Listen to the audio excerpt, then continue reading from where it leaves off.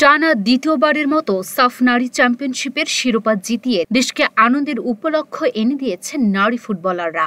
সেই সাফল্যের ৩ কাণ্ডারি অধিনায়ক সাবিনা খাতুন, ডিফেন্ডার মাসুরা পারভিন ও আফাইদা খন্দকার প্রান্তিকে নিজ জেলায় দেওয়া হলো গণসংবর্ধনা। ওয়ালটনের পণ্য কিনে জিতে নিতে পারেন নগদ ২০ লক্ষ টাকা। Double million offer! Walton fridge কিনে পেতে পারেন ২০ লক্ষ টাকা। রয়েছে কোটি কোটি টাকার নিশ্চিত উপহার। সাফ জয়ের পর প্রথমবারের মতো সাতক্ষীরায় পা রাখলেন ৩ ফুটবলার। বৃহস্পতিবার সাতক্ষীরা জেলা শিল্পকলা একাডেমিতে জেলা প্রশাসন, ক্রীড়া সংস্থা ও বিভিন্ন সংগঠনের পক্ষ থেকে এই গণসংবর্ধনা দেয়া হয়। গণসংবর্ধনায় বক্তব্য দিতে গিয়ে নিজের আক্ষেপ লুকিয়ে রাখেননি অধিনায়ক সাবিনা। জানালেন ১৫ বছরেও সাতক্ষীরা জেলা স্টেডিয়ামে বড় ধরনের কোনো টুর্নামেন্টের আয়োজন করা যায়নি। এরকম আমার মনে হয় যে টিম আছে যারা সঠিক পরিচর্যার জন্য আসলে উঠে আসতে পারছে না এবং তারা সাতক্ষীরার গণ্ডি পেরিয়ে ঢাকা খুলনার দিকে যেতে পারছে না।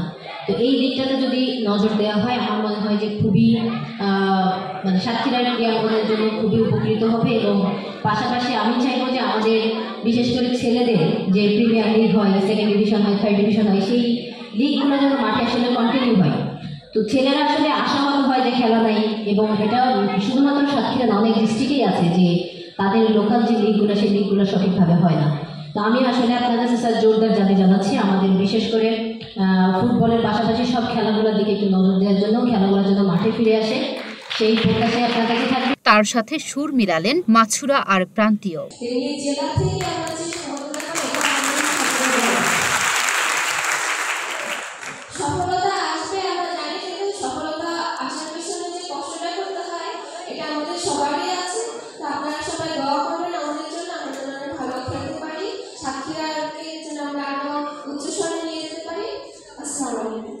এ সময় সাতক্ষীরার খেলোয়াড়দের জন্য বিশেষভাবে প্রশিক্ষণ সুবিধা বৃদ্ধির আশ্বাস দেন জেলা প্রশাসক। অনুষ্ঠান শেষে তাদেরকে ফুলেল শুভেচ্ছা, ক্রেস্ট এবং সংবর্ধনা স্মারক দেয়া হয়।